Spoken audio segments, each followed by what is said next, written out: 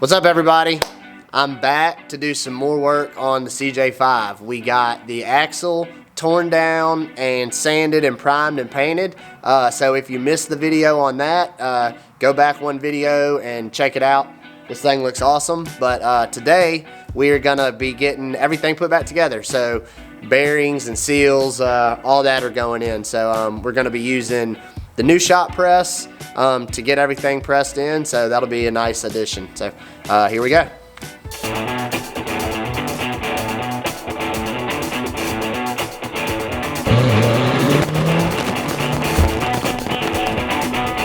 All right, we're gonna start with changing the U-joints on these front axle shafts. So we're gonna get these taken out and get the knuckles on the shafts cleaned up some, and we're gonna be replacing these seals also. So to get these apart, the first thing we have to do is press these out of the end of the shaft here. If you don't have a press, I mean, I've always just used a socket and kind of beat it out. Put something on this side for it to, like a bigger socket for the U-joint to come through as you're beating on this side. So, but today we have the press, and this is gonna make it a lot easier.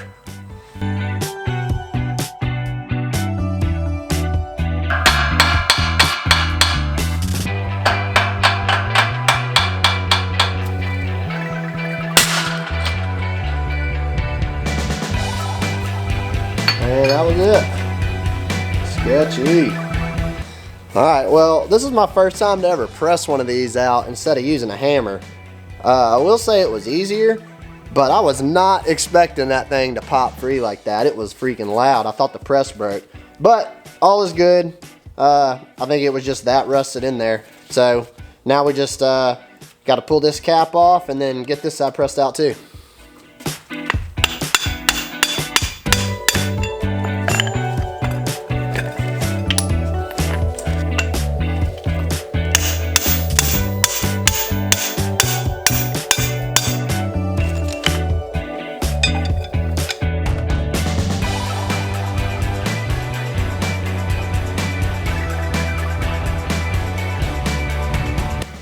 You know, there's rust and no grease in there.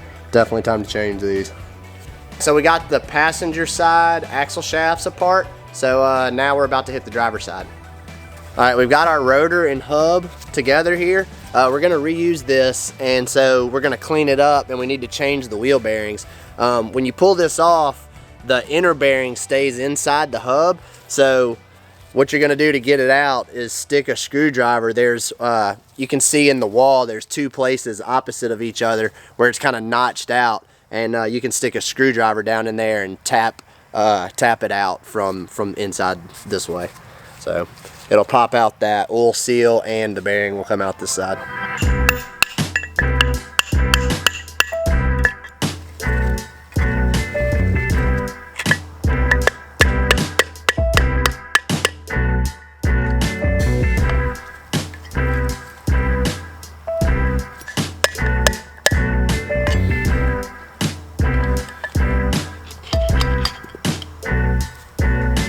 So as things tend to do around here, all of this took a lot longer than I expected.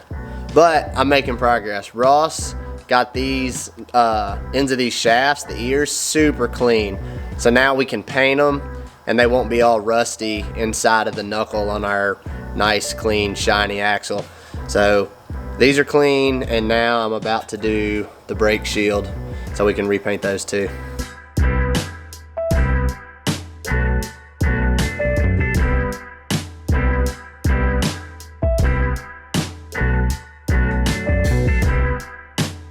All right, so after I got the bearings and races out, I used a paper towel and just kind of cleaned the inside of the hub as good as I could, try to get all the grease out.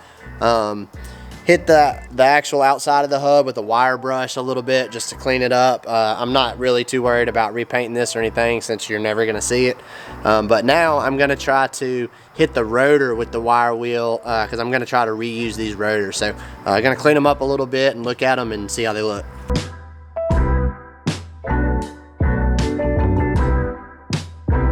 Okay, now it's time to get the U-joints back in the axle shafts. I've already got the short side done, so now I'm about to do the long side. You're going to want to put grease in each one of your U-joint caps. This will add extra lubrication and make it easier to install because it'll hold the roller bearings in place.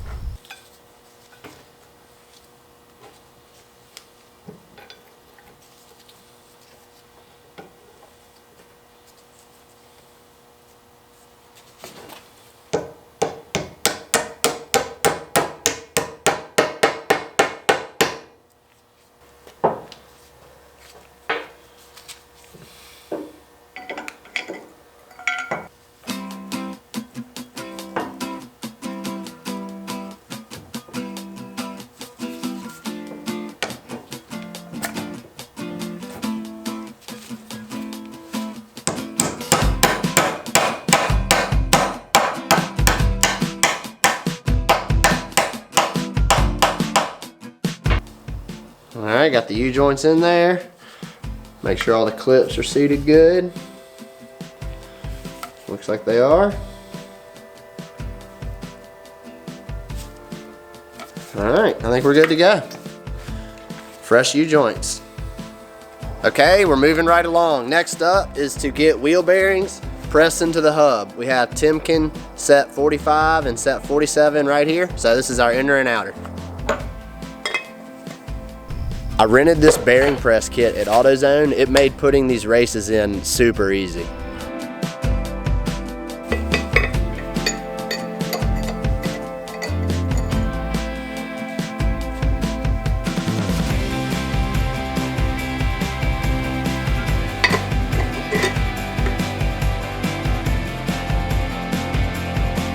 Now that the cups are pressed in, we have to grease our bearing. I don't have a bearing packer, so I'm gonna have to do this by hand. George kind of told me put a bunch of grease in the palm of your hand and kind of like press it and twist it until it starts coming out here. Basically, we're just trying to get it as much in the grooves as possible. So I've never done this, but I'm about to give it a shot.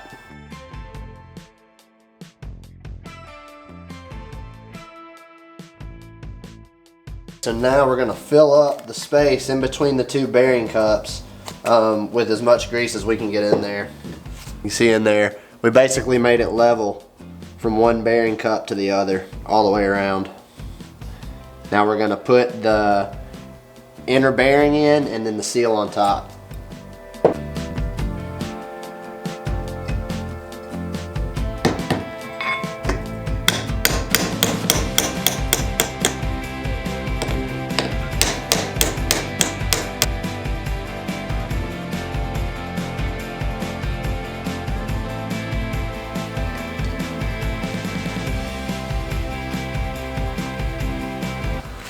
Alright, so now it's on to the spindles. We're going to reuse the spindles. There's a little bit of pitting here where these bearings ride. I mean, ideally you don't want any pitting or any kind of marking right there where your bearing sits. Right here's the spot in between the bearings where it is like the worst, so I'm not too concerned about that, but I don't know. I guess we're just gonna run it, and if it eats up a set of wheel bearings fast, we'll change them next time. I use a soft wire brush on the spindle surfaces to get it cleaned up. You don't want to use a grinder where the bearings or seals will ride. We just use the wire wheel on the flange part of the spindle where the bolt holes are.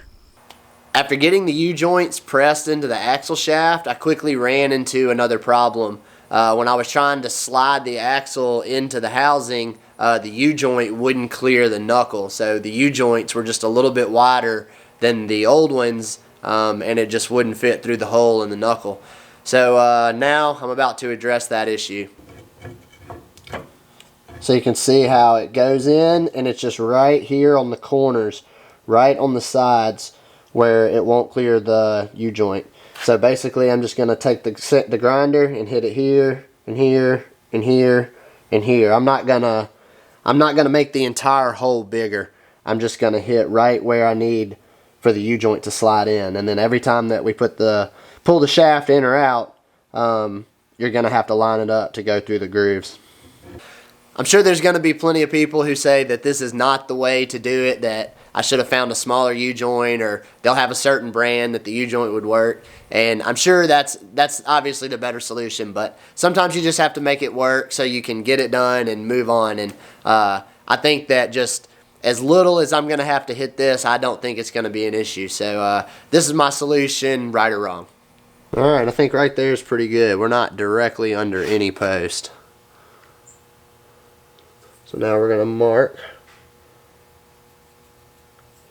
exactly where I need to hit with the grinding.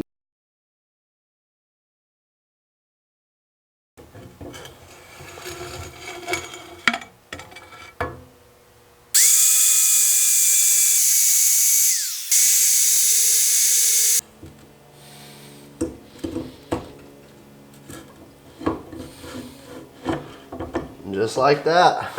So you can see where I grinded each little spot that we had marked. Basically made room for the corner of the U-joint to slide in. I feel really good about this. We didn't get any closer to the posts than the knuckle already is, like between the opening in there. So this distance never got less anywhere around, so I don't see what this could hurt really. So this all comes in one kit. A new spindle bearing and the seal. I had ordered another one of these kits first, but it didn't come with this part that actually fits here where this bevels. So this was a crucial part, so I sent the other kit back and got this one. So I'm not changing out the bearing here. The one that's in there looks good, and from my understanding these only spin when it's in four-wheel drive anyway, so this one looks brand new, and that would explain why.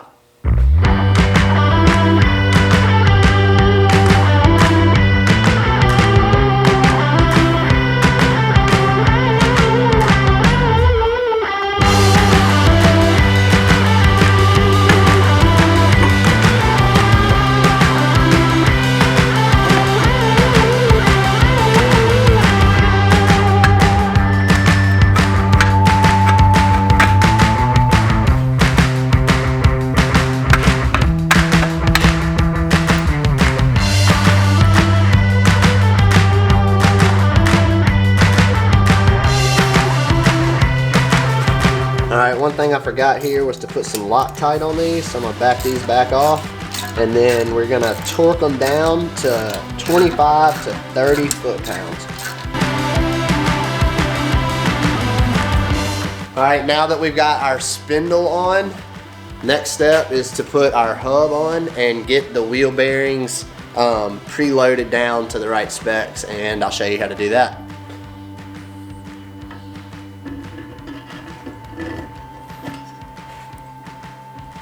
So next goes on the washer. You've got two washers here. The smaller one is the one that goes on first, and it's going to go in the groove of the spindle right there. This larger one is going to go on second, because we're actually going to bend the edge of this over the second nut, which when I pulled all of this off, this was not bent. This is what locks it in place, and it had not been bent. So we're going to fix that this time.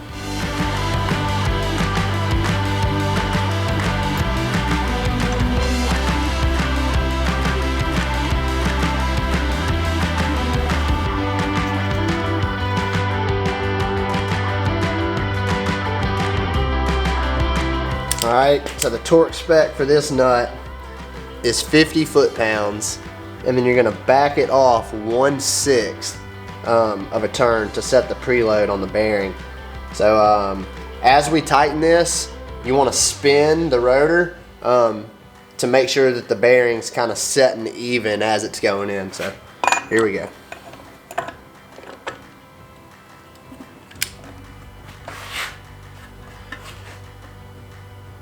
This will definitely be easier in the vehicle, but I'm going to do my best to hold this axle.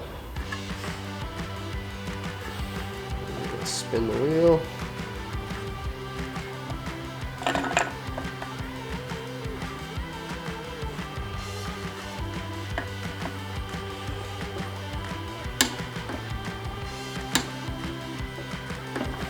So now we are going to mark, just so we don't mess up, and for explanation purposes, we're gonna mark here on the hub, and then we're gonna mark here on the nut, and we just want to back this off 1/6, so one flat spot, and that'll set the preload on the bearing.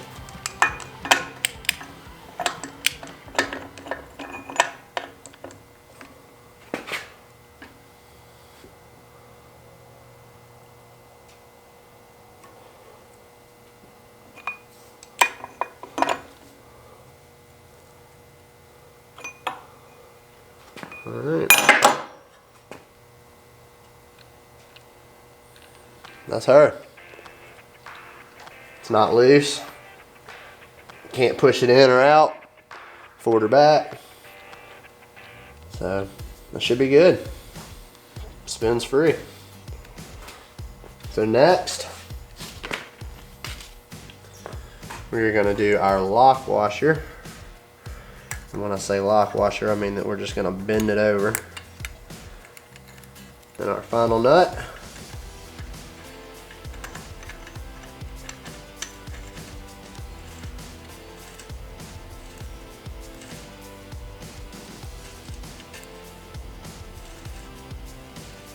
All right, so the second washer also goes to 50 foot-pounds.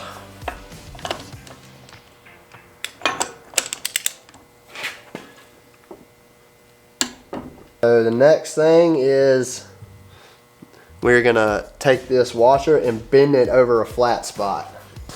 All right, I got a nice long screwdriver here. We'll see if that gives us enough leverage to bend this dude.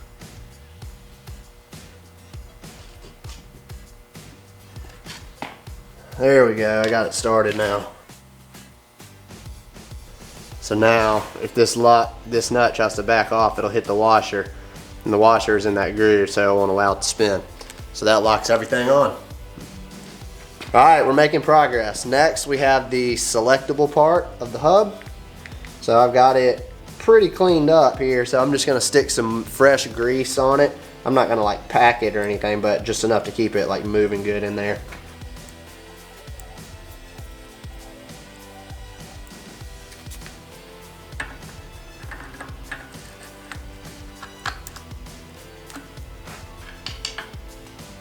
There we go.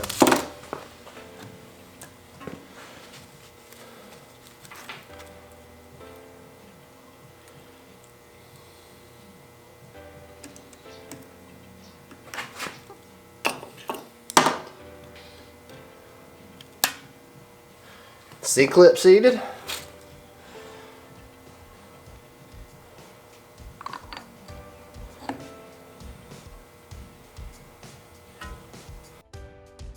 These bolts get torqued to 25 to 30 foot-pounds. Now that we got the hubs back on, we can get the new calipers and brake pads on the axle, and that'll pretty much finish it up. I had bought brake pads previously before I realized that the knuckles had been swapped out to the later style knuckles, so when I went to open up the brake pads, I realized that they were the wrong pads. So 15-minute trip to AutoZone and back, and I have pads, and we're gonna get finished up.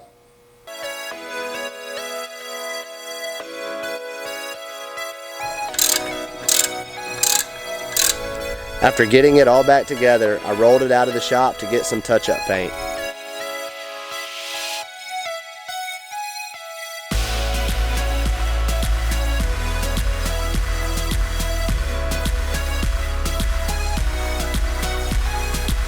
So that's going to wrap it up for the Dana 30 rebuild. It took longer than expected, as do most projects. I had to exchange parts. I had to hunt down some parts that weren't right when I got them. The knuckles being the later style knuckles made me had to exchange some parts. So all in all, it wasn't just super smooth, but it was a learning experience, and I'm really happy with how it turned out. I think all I lack now is getting a new breather vent for the top, the little fitting that fits into the top of the differential housing, and then I'm gonna give it a touch-up coat of paint. I think that's gonna wrap it up. So this is finished. Next step is to start disassembling the rear end and pretty much start the whole process over. So thanks for following along.